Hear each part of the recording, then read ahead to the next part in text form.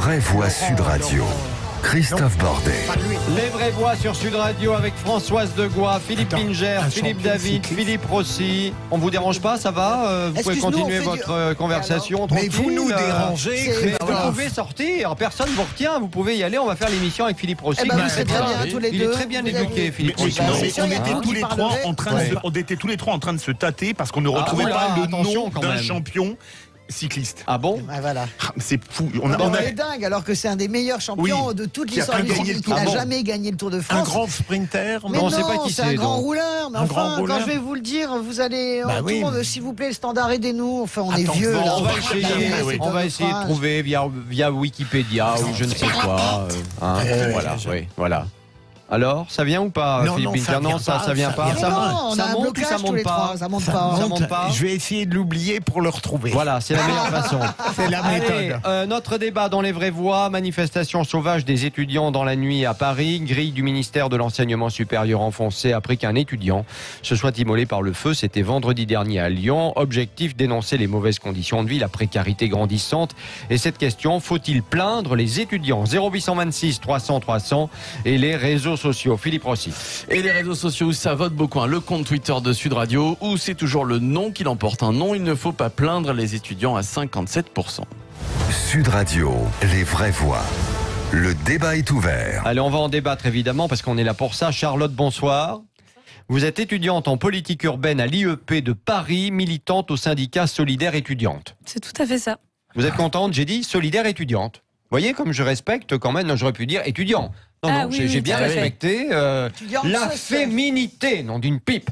Bon, chers amis, Charlotte, avez-vous des nouvelles tout d'abord? Avez-vous des nouvelles, et ça c'est sérieux, de Anas, cet étudiant qui s'est immolé par le feu la semaine dernière? Quelles sont les dernières nouvelles? On n'a pas de nouvelles particulières par rapport à son état de santé pour le moment. Oui, on sait qu'il s'est immolé par le feu, visiblement qu'il a été... Devant le Crous de Lyon, vendredi, dans voilà, qu'il a été brûlé, dans ce que j'ai lu, à 90%. C'est énorme.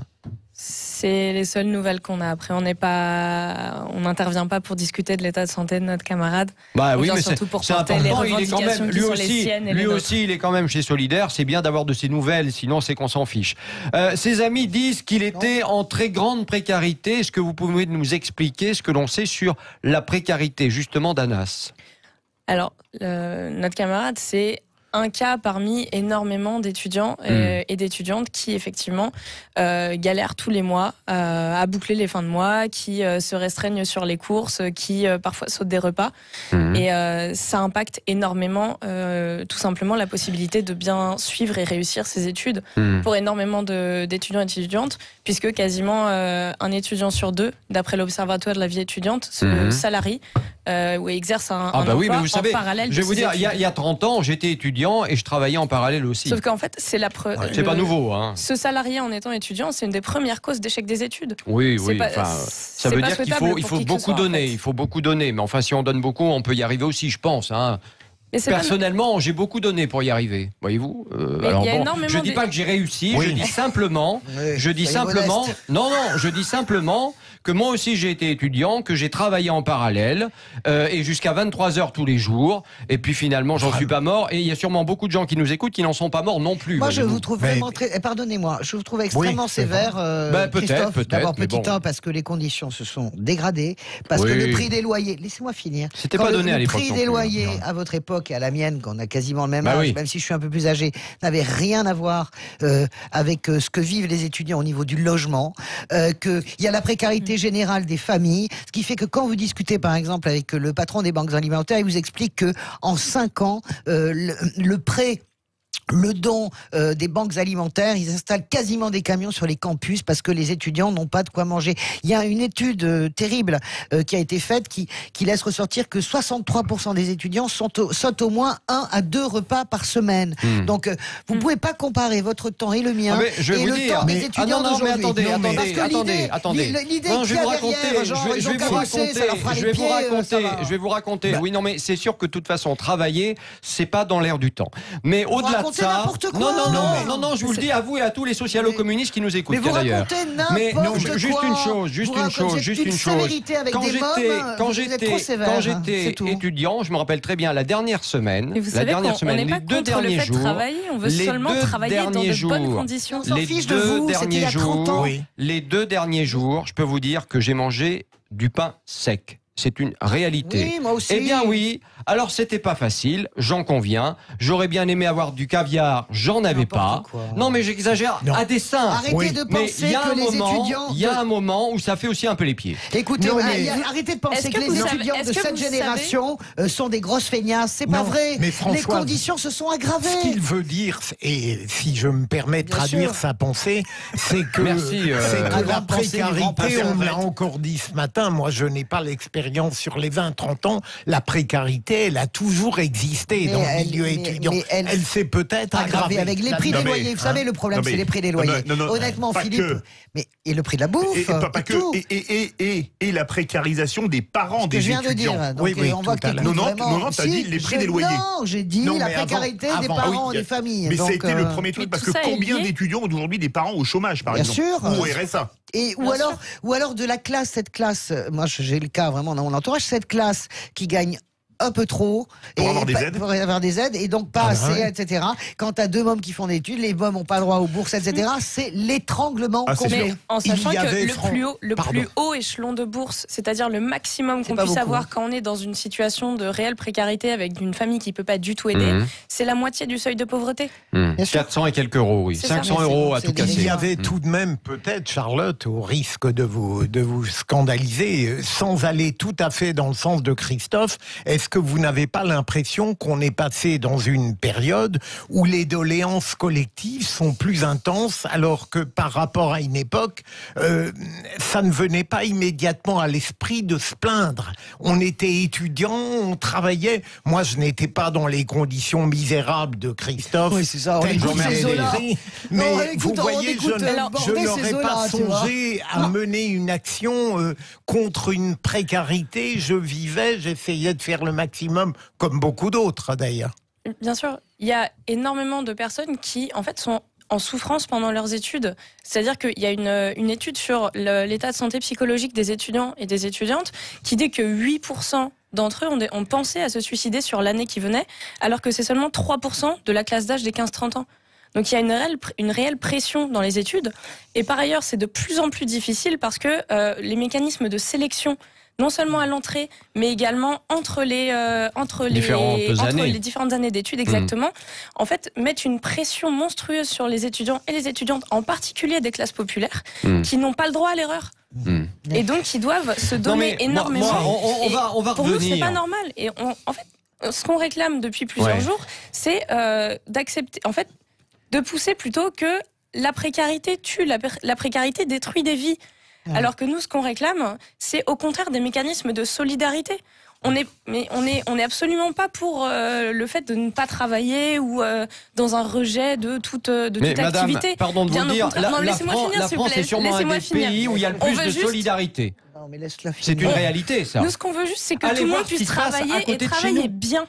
Dans de bonnes conditions, qui ne nuisent pas à la santé. Mais j'entends bien, Charlotte, mais on n'est jamais dans un monde idéal sur ce plan-là. Ce monde s'est dégradé. Quand vous lisez, moi, ce qui m'ennuie avec le gouvernement, par exemple, c'est le déni. C'est le jeune homme qui s'est immolé, d'ailleurs, il voulait mourir. Donc, c'était son testament. Mais lis ce qu'il a écrit sur Facebook, c'est un testament politique. Ça me fait énormément passer à l'institutrice, il y a 2 mois, qui a mis fin à ses jours, qui est Christine, exactement, la directrice qui a mis fin à ses jours en expliquant pourquoi. Donc il y a quand même deux événements.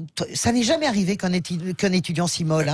On se fout pas le feu sur soi en écrivant un texte qui est assez charpenté, en expliquant il faut que vous continuez comment pour rien. Honnêtement, si vous pensez que c'est des enfants gâtés, il n'y a rien à dire. Françoise, j'ai peut-être pas la même vision de cet étudiant. C'est dramatique. Ce qui s'est passé, c'est que juste pratiquement jusqu'à la fin, il respirait l'optimisme. Les gens qui étaient avec lui disaient il est en pleine forme, il est combatif. Donc vous ne pouvez pas éluder le télescopage entre un tempérament peut-être fragile, angoissé, et une situation précaire. Je l'admets bien. Ce que je vous expliquais, c'est que là, on parle d'un camarade qui est passé à l'acte. Mais des personnes dans sa situation, des étudiants dans sa situation, qui sont en état de fragilité psychologique, notamment en lien avec les études et tout ce qui se passe autour, et également en lien avec sa situation de précarité financière, il y en a des centaines de milliers en France.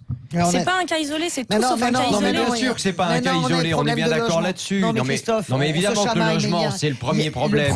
On est tous d'accord là-dessus. La précarité financière. La santé, on n'en parle pas, la santé. J'allais te le dire, maintenant il y a des dispensaires. Moi, j'ai un médecin dans mon quartier qui me dit maintenant je reçois en catimini, après les horaires, je reçois des étudiants qui n'ont pas d'argent pour consulter. Donc, non mais après, si tu veux, vous parliez de solidarité, et on va continuer le débat bien entendu puisqu'on est là pour ça. Mais Anas avait perdu sa bourse, il y avait quand même une raison, c'est qu'il avait triplé son année de licence. La deuxième année. Certains disent, il passait plus de temps à militer chez Solidaire qu'à étudier. Je sais pas si c'est vrai ou pas. Je sais pas combien ça prend de temps d'être syndicaliste étudiant dans une vie étudiante, mais effectivement, peut-être qu'il y a un moment où il faut aussi se poser les bonnes questions. Est-ce que vous savez ce qu'on fait en tant que syndicaliste étudiant et ainsi de suite. On gère des cas de personnes qui viennent nous voir avec de grandes difficultés et on les accompagne, on les aide à trouver des solutions. S'il n'y avait pas justement des situations aussi compliquées, aussi nombreuses, on n'aurait pas besoin de perdre du temps à être syndicaliste étudiant et à faire vivre cette solidarité au quotidien. On va continuer d'en parler avec vous, évidemment. Dans un instant, donc, on se retrouve pour la suite de notre débat. Manifestation des étudiants la nuit dernière à Paris, grille du ministère de l'Enseignement supérieur enfoncée après qu'un étudiant se soit immolé par le feu vendredi dernier à Lyon. Objectif dénoncer les mauvaises conditions de vie, la précarité qui grandit.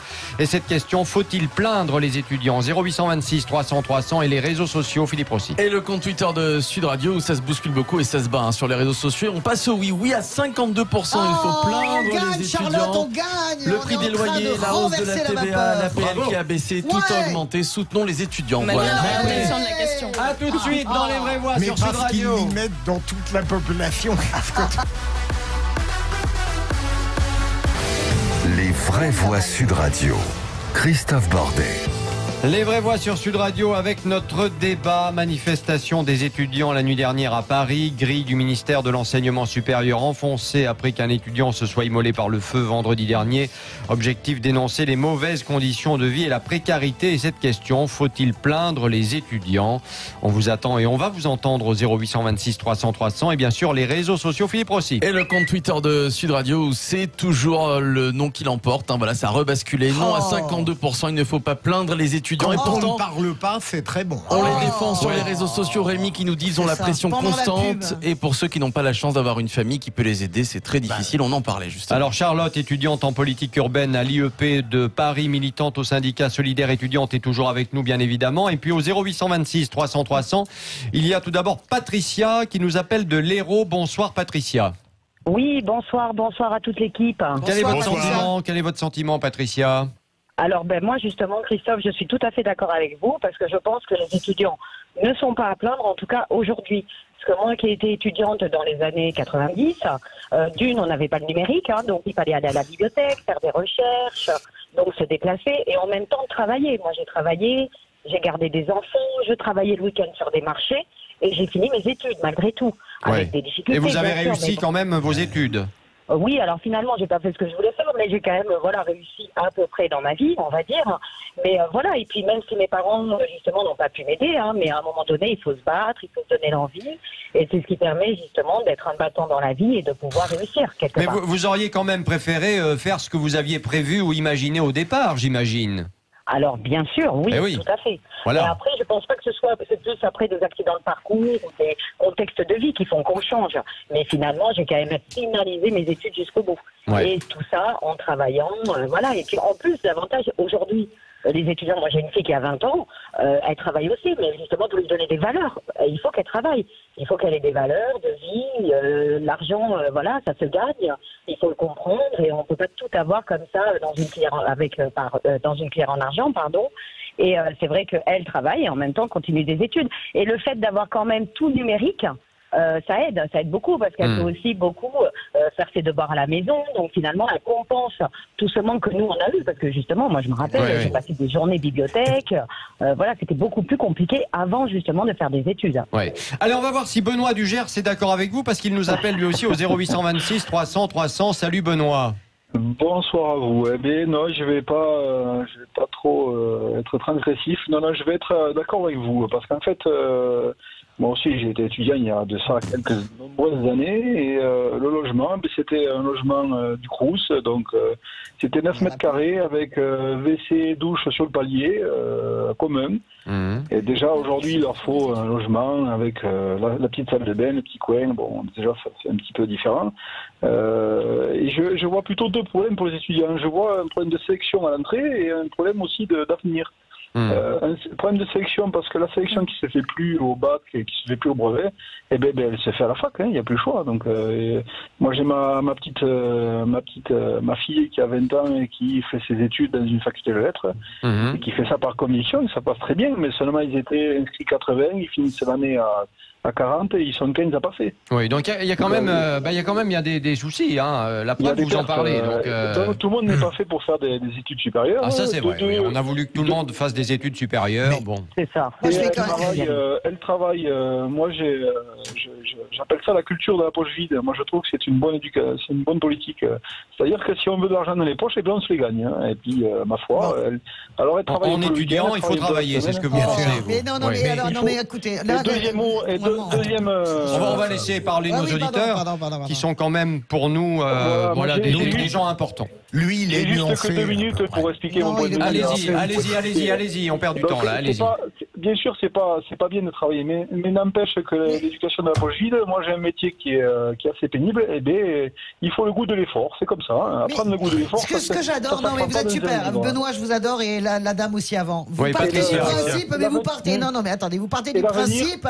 Vous partez du principe que les étudiants travaillent pas, mais ils travaillent tous. Mais vous, comme moi, on a fait notre job d'étudiants à l'époque du plein emploi. D'accord. Vous parlez. Il y a 30 ans, il n'y avait pas de plein emploi. Arrêtez. Il y a 30 ans, il n'y avait pas de plein emploi. Tu racontes n'importe quoi. Vous nous parlez du Crous. D'abord, vos enfants. Attendez. On vous entend. La dame qui était avant nous parle de sa fille. Elle parle de sa fille, évidemment, qui vit chez elle, apparemment. Vous nous parlez du Crous, mais les étudiants demanderaient que à être au Crous, à être logés. Mais il n'y a plus, il y a une pénurie totale. On va laisser Benoît répondre, s'il vous plaît. Oui, bien sûr. Ah non, le problème, c'est que je représente aussi un syndicat artisanal. Moi, je suis artisan.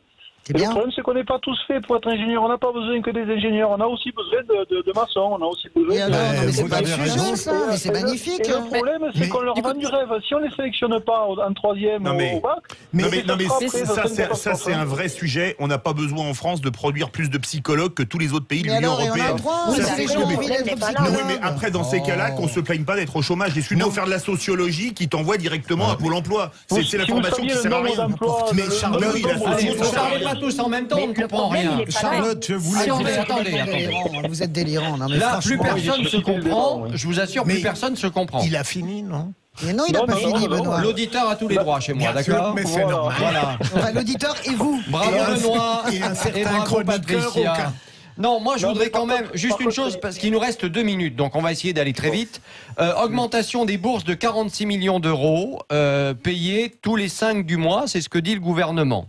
50 dispositifs d'aide pour les étudiants, 50 dispositifs d'aide au total. Ça fait quand même beaucoup. Alors, les dispositifs d'aide, donc par exemple, notre camarade, il avait fait une demande d'aide d'urgence parce qu'il n'arrivait pas à vivre au vu de sa situation, elle lui a été refusée. Et c'est une situation qu'on voit très souvent. Mais si je peux juste revenir sur ce qui vient d'être dit, effectivement, il y a énormément de personnes qui galèrent et qui ont galéré pendant leurs études. Pourquoi est-ce qu'on souhaite ça à tout le monde? Pourquoi on souhaite à tout le monde de connaître la difficulté plutôt que de dire, en fait, tout le monde nécessite, tout le monde a le droit à avoir des études qui sont dans la sérénité. Mais parce que les personnes qui ont une famille qui est... ça m'a construit. Vous me laissez finir, s'il vous plaît. Il y a une partie des étudiantes et qui est de plus en plus surreprésentée dans les études supérieures à cause de la sélection, qui n'a pas besoin de ces aides. Et il y a une très claire volonté en fait, de pousser complètement les classes populaires en dehors des études supérieures. En revanche, du coup, je voudrais aussi donc parler du Crous. de votre catéchisme. C'est pas un catéchisme. syndicalisme, c'est ce qu'on observe sur le terrain. On construit nos revendications à partir de ce qu'on observe et de ce qu'on connaît. Comme le malheureux Anaf, vous admettez syndicalisme révolutionnaire, c'est bien cela. Vous avez probablement une vision totalement fragmentaire de la réalité des étudiants. Bien sûr que non, on fait partie d'une union syndicale interprofessionnelle. Une majorité ne penserait pas de la même manière que vous, probablement.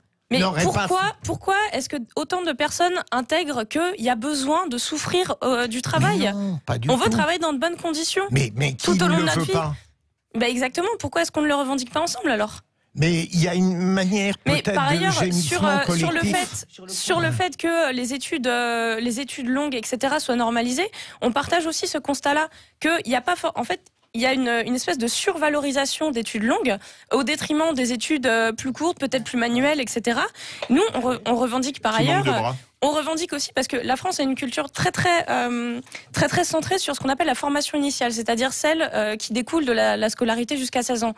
Mais pourquoi ne pas normaliser la formation tout au long de la vie, de permettre d'accéder à un emploi directement, par exemple en sortant du lycée, parce qu'en fait, on a une c'est quelque chose qui est sous-valorisé et dans un contexte, on est d'accord là-dessus. Dans un contexte où trouver un emploi est extrêmement difficile, en fait, on a l'impression qu'on a le besoin réellement de faire uniquement des études longues, quitte à se mettre dans une grande précarité, parce que sinon on n'aura jamais d'emploi. Charlotte, juste une dernière question. Vous allez manifester le 5 décembre avec les syndicats, Bien etc. sûr, aux côtés de l'Union syndicale solidaire, mais également d'autres syndicats, énormément d'autres organisations. Vous serez dans la rue et vous souhaitez Bien le blocage, quoi. Pour être clair, vous souhaitez le blocage des universités, non? À quoi ça sert le blocage d'une université? Pour faire pression, je sais pas, non?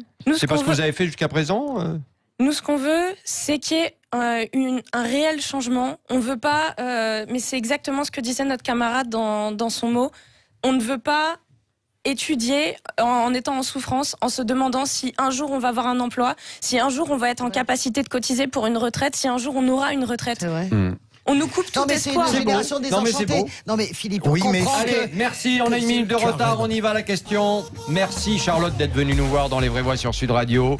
Manifestation des étudiants, grille du ministère de l'Enseignement supérieur enfoncée après qu'un étudiant se soit immolé par le feu vendredi dernier à Lyon. Objectif, dénoncer les mauvaises conditions de vie et la précarité. Faut-il plaindre les étudiants? Résultat définitif sur les réseaux sociaux. Philippe Rossi. Allez, score final sur le compte Twitter de Sud Radio et c'est un grand oui, un oui à 56%. Allez, on se retrouve de quoi à gagner, c'est formidable. Allez, à tout de suite dans Les Vraies Voix. Ouais, l'alternance. À tout à l'heure dans Les Vraies Voix sur Sud Radio pour les infos, bien sûr.